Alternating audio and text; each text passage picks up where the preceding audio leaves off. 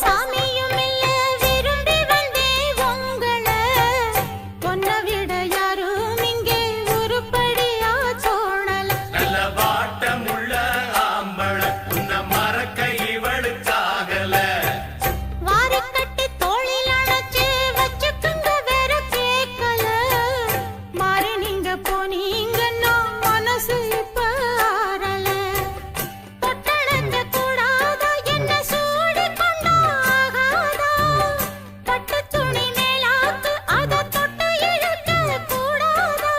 உள்ளதையெல்லாம் சொல்லி முடிச்சேன் நல்ல முடிவு சொல்லுங்க மச்சான் இன்னமும் சொல்லணுமா என்ன மானமுள்ள பொண்ணு